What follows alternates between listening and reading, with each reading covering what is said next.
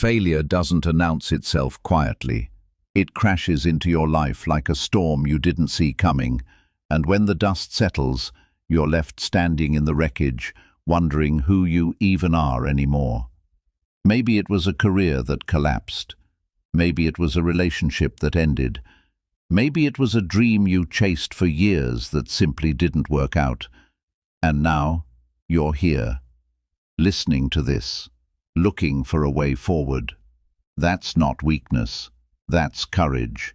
Because the hardest thing in the world isn't falling down, it's deciding to stand back up when you don't know who you are without the thing you lost.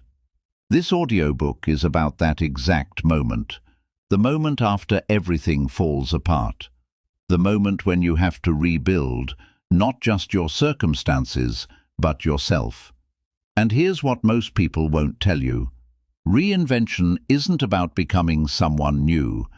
It's about becoming who you actually are, without the mask you've been wearing, without the story you've been telling yourself, and without the identity that failure just stripped away. You're not broken. You're in the process of becoming clear. What you're going to learn in the next 30 minutes is this: why failure feels like it destroys you, but actually just reveals you. How your brain processes identity loss, and why that's the reason you feel so lost right now. The exact steps to rebuild your sense of self without pretending everything's fine. How to separate who you were from who you're capable of becoming. And most importantly, how to move forward when you don't feel ready, because waiting to feel ready is just another form of staying stuck. This isn't motivation, this is instruction. Let's begin. Chapter 1. Understand why failure feels like death. When you fail at something that mattered, your brain doesn't just register disappointment, it registers loss. Not the loss of a goal, the loss of identity. Because somewhere along the way, you fused who you are with what you do. You became the entrepreneur, the partner, the high performer, the person who had it all together. And when that thing collapsed, it didn't just take away your situation, it took away your sense of self. There's a reason this feels so devastating. Your brain builds identity through repetition and association. Every time you introduced yourself by your job title, every time someone praised you for your success, every time you looked in the mirror and thought, "I'm the person who achieved that," your brain wired that identity deeper into your sense of self. Neuroscientists call this identity fusion. You fused your worth with your role, and when the role disappeared, your brain interpreted it as, "I don't know who I am anymore." But here's the truth underneath that feeling. You're not gone, you're just unmasked. Failure didn't erase you, it erased the costume, and now you're standing there, raw and exposed, face to face with the person you actually are, beneath all the achievements and titles and external validation. That person is still here. That person has always been here. You just forgot, because you were too busy being what the world told you to be. So the first step in reinventing yourself is this: stop treating failure like it killed you. It didn't. It freed you. You just don't see it yet because freedom, when you're not used to it, feels a lot like free fall. Chapter 2. Separate your identity from your outcomes. If you've been defining yourself by what you achieve, failure will always feel like annihilation. Because every time you fail, you won't just lose the goal, you'll lose yourself. That's not sustainable. That's not even real. You are not your results. You are the person who creates results. And that person, the one who thinks, decides, learns, and tries again, that person is still intact. Think about it like this. If you're a writer and your book doesn't sell, does that mean you're not a writer? No, it means you wrote a book that didn't sell. If you're an entrepreneur and your business fails, Does that mean you're not capable? No, it means you built something that didn't work. The action and the outcome are two different things. You control the action, you don't control the outcome. And when you tie your identity to the outcome, you're handing your sense of self over to circumstances you can't control. The way out is to redefine yourself by process, not results. You're not the person who succeeded, you're the person who shows up. You're not the person who got it right, you're the person who learns. You're not the person who never fails, you're the person who keeps going after failure. That identity is unbreakable because it doesn't depend on external circumstances, it depends on internal commitment. So ask yourself this: who am I when no one's watching? Who am I when nothing's working? Who am I when there's no applause, no validation, no proof that I'm on the right track? That person is your real identity, and that person doesn't disappear when things fall apart. That person is the foundation you rebuild on. Chapter 3. Feel the grief without becoming it. When something important collapses, you're allowed to feel devastated. You're allowed to mourn. You're allowed to sit in the wreckage and acknowledge that this hurts. But there's a difference between feeling grief and becoming it. Feeling grief means you allow the emotion to move through you. Becoming it means you let the emotion define you. Here's what that looks like. Feeling grief sounds like, I'm sad that this didn't work out. Becoming it sounds like, I'm a failure. Feeling grief is temporary. Becoming it is permanent. And the reason people stay stuck after failure isn't because they felt too much. It's because they stopped feeling and started believing. They took the pain of the moment and turned it into a story about who they are. Your brain wants to make sense of pain. That's its job. And when it can't find an external reason, it creates an internal one. It says, this happened because I'm not good enough. That's not truth. That's your brain trying to protect you from future pain by convincing you not to try again. But protection, when it's based on fear, is just another word for prison. So here's the practice. When the emotion comes, name it. Say out loud, I'm feeling grief. I'm feeling shame. I'm feeling fear.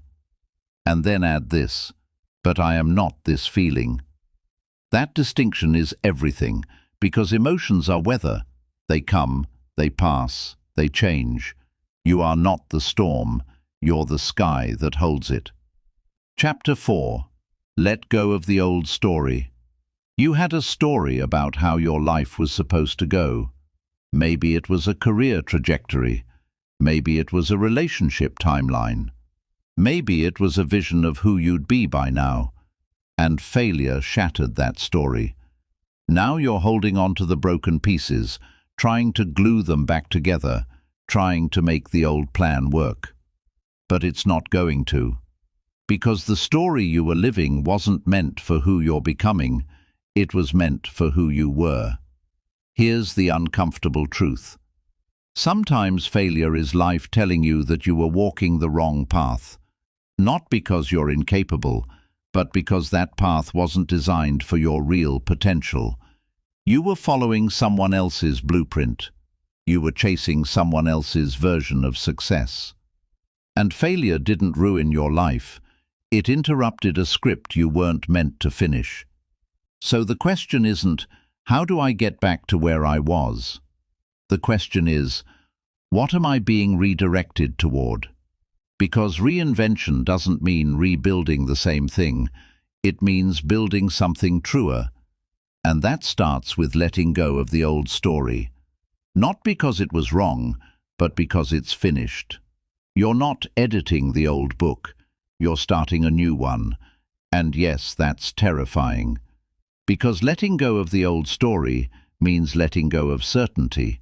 It means admitting that you don't know what's next. But uncertainty isn't the enemy. Certainty was. Because certainty is what kept you locked in a life that didn't fit anymore. Chapter 5. Rebuild from the ground up. When everything falls apart, your instinct is to fix it fast, to jump into the next thing, to prove to yourself and everyone else that you're fine. But rushing into reinvention is how you recreate the same patterns that broke in the first place. Real reinvention doesn't start with action. It starts with stillness, with honesty, with asking, what do I actually want when I'm not trying to impress anyone? Here's the process. First, strip away everything external. Forget the job title, forget the social status, forget the version of success you've been conditioned to chase. What's left? What do you care about when no one's looking? What lights you up when there's no reward attached? That's your foundation. Second, get clear on your values.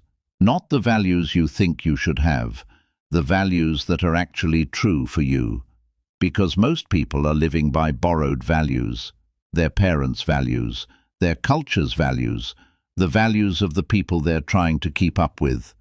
And when you build a life on values that aren't yours, it collapses. Not because you failed, but because it was never meant to stand. Third, start small. You don't need a master plan. You don't need the whole vision. You just need the next right step. And the next right step is always the one that feels honest. Not impressive, not safe. Honest. That's how you rebuild, one choice at a time, one honest choice at a time. Chapter 6. Build identity through action, not thought. You can't think your way into a new identity. You can't journal your way there. You can't visualize it into existence. Identity is built through action, through doing the thing, even when you don't feel like the person who does that thing. Because here's the secret. You don't become confident and then act. You act, and then confidence follows. Let's say you want to reinvent yourself as someone who's disciplined. You don't become disciplined by thinking about discipline. You become disciplined by doing one disciplined thing, and then another,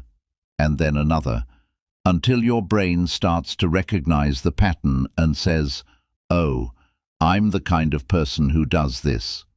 That's how identity shifts, not through declaration, but through repetition. So if you want to reinvent yourself, stop talking about who you're going to be. Start doing what that person would do. If the person you're becoming is a writer, write. If they're a builder, build. If they're someone who takes care of their body, move. You don't need to feel ready. You don't need to feel worthy. You just need to act. And every time you act in alignment with the person you're becoming, you're casting a vote for that identity. And yes, it's going to feel fake at first. It's going to feel like you're pretending. But that discomfort is proof that you're changing. Because the old you feels comfortable, the new you feels foreign, and growth is the process of making the foreign familiar. Chapter 7. Stop waiting for permission. One of the reasons people stay stuck after failure is because they're waiting for someone to tell them it's okay to start again. They're waiting for proof, for validation, for a sign that they're on the right path. But no one's coming. No one's going to hand you permission to rebuild your life. You have to give it to yourself. Here's the lie you've been believing. You think that because you failed, you need to earn the right to try again. You need to prove you've learned the lesson. You need to show that you're different now. But that's not how reinvention works. You don't wait until you're ready. You move, and readiness shows up along the way. The version of you that's capable of the next chapter doesn't exist yet. You can't wait to become that person before you start. You become that person by starting. So stop asking, am I ready? And start asking, what's the smallest step I can take today? Because movement creates clarity, and clarity creates confidence, and confidence creates momentum. But none of that happens if you're sitting still, waiting for the universe to give you a sign. The sign is this: you're still here, you're still breathing, you're still capable. That's all the permission you need. Chapter 8. Build a new environment. You can't reinvent yourself in the same environment that created the old you. Your surroundings shape your identity more than you realize. The people you talk to, the places you spend time, the routines you follow, all of it is either reinforcing the person you were or supporting the person you're becoming. And if you're trying to change while staying in the same environment, you're fighting an uphill battle. Think about it. If you're trying to reinvent yourself as someone disciplined, but you're still surrounded by people who enable chaos, you're working against yourself. If you're trying to build something new, but you're still living in the space that reminds you of the failure, every day is a battle with your past. Environment isn't everything, but it's close. So here's what you do. Change one thing. Just one. Maybe it's the room you work in. Maybe it's the people you spend time with. Maybe it's the first hour of your day. Start small, but be intentional, because every environmental shift sends a signal to your brain that says, we're not doing things the old way anymore. And yes, this might mean letting go of relationships that aren't aligned with who you're becoming. It might mean moving. It might mean making hard decisions that feel lonely at first. But reinvention isn't about keeping everyone comfortable. It's about becoming who you're meant to be. And sometimes that requires distance from the people and places that keep pulling you back. Chapter 9. Forgive yourself, not to feel better, but to move forward. Here's the hardest part of reinventing yourself after failure. You're carrying shame. Shame about what went wrong. Shame about what you should have done differently. Shame about letting people down, including yourself. And shame is the heaviest thing you can carry. It doesn't just slow you down, it stops you completely. Forgiveness isn't about saying, it's fine. It's about saying, it happened, and I'm not going to let it define the rest of my life. It's about releasing the version of yourself that you're punishing, because the person who made that mistake, who didn't know better, who did the best they could with what they had, that person doesn't exist anymore. You're not that person. You've already changed. But if you keep punishing yourself for who you were, you'll never step into who you're becoming. So here's the practice. Write down what you're ashamed of, not to dwell on it, but to see it clearly. Then read it out loud and say, I forgive myself for this. And if that feels impossible, say this instead. I'm willing to forgive myself for this. Because willingness is the first step. And every time you choose willingness over punishment, you're loosening the grip that shame has on your future. You can't build a new life while dragging the weight of the old one. So put it down. Not because it didn't matter, but because carrying it isn't helping you move. Chapter 10. Accept that reinvention is slow. You want this to happen fast. You want to wake up tomorrow and feel like a different person. You want the clarity, the confidence, the momentum, all of it right now. But that's not how transformation works. Reinvention is slow. It's messy. It's 2 steps forward, 1 step back.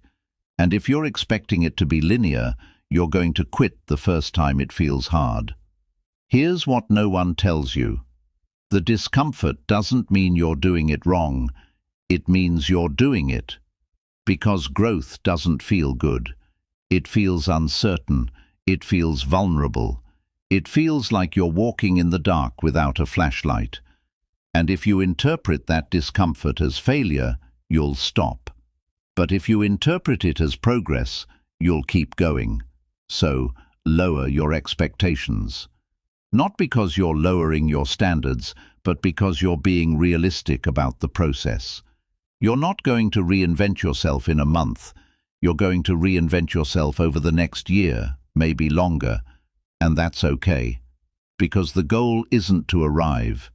The goal is to be in motion. And every day you show up, even when it's uncomfortable, even when you don't see results, you're reinforcing the identity of someone who doesn't quit. That's the person you're becoming, not the person who never struggles, the person who struggles and keeps going anyway.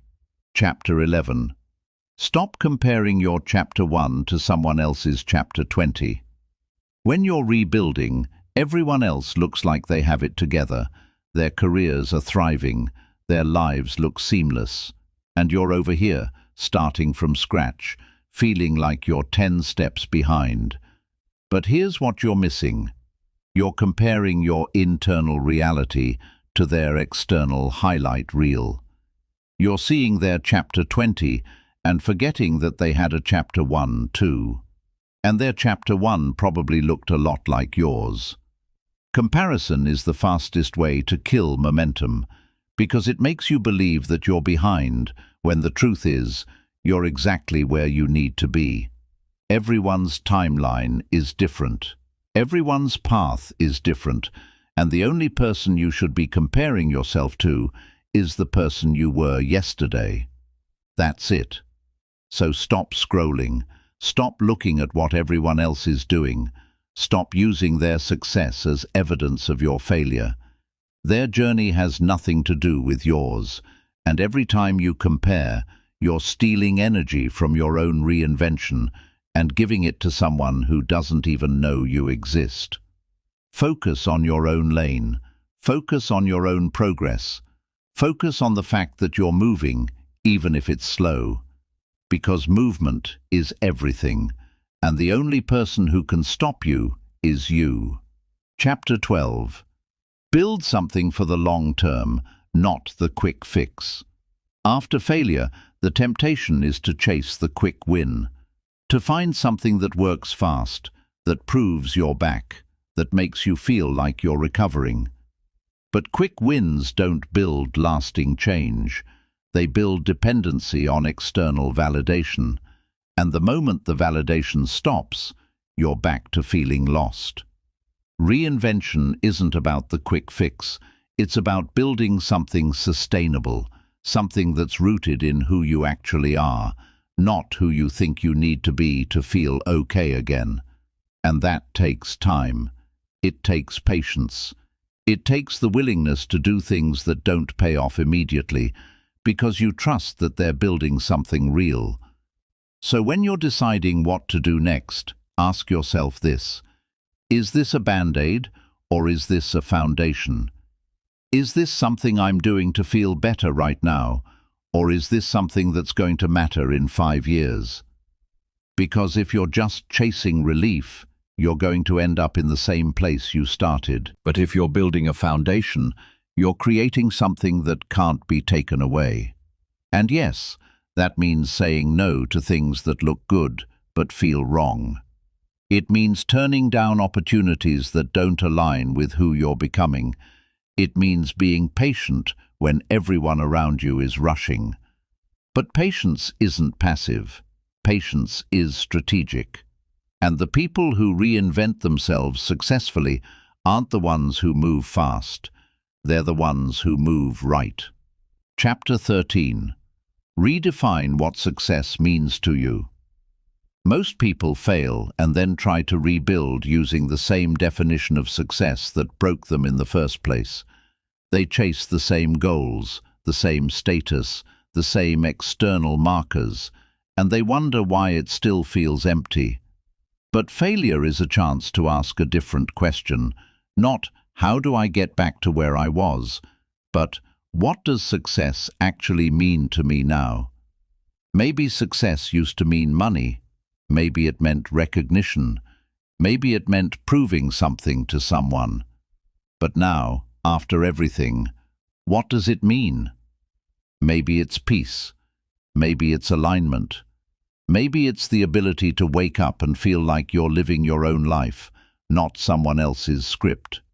That's not a downgrade, that's clarity. So take the time to redefine success. Write it down, make it specific, and make sure it's yours, not your parents', not your culture's, not the version you think you're supposed to want. Because if you rebuild your life around someone else's definition of success, you're just setting yourself up for the same cycle. But if you rebuild around your own definition, you're building something that can't collapse, because it's rooted in truth. Conclusion. You're not starting over. You're starting from experience. Reinventing yourself after failure doesn't mean erasing who you were. It means integrating everything you've learned and building something better. You're not starting from zero, you're starting from experience. And experience, even when it's painful, is the most valuable thing you own. You know what doesn't work now. You know what you don't want. You know what you're capable of surviving. And that knowledge is power. Because the version of you that's on the other side of this, the one you're becoming, is stronger, wiser, and more aligned than the version that fell apart. Not because failure made you better, but because you chose to rebuild instead of staying broken. So, take a deep breath, accept where you are, and start moving. One step, one choice, one honest action at a time. You're not behind, you're not broken, you're in the middle of becoming, and that's exactly where you need to be.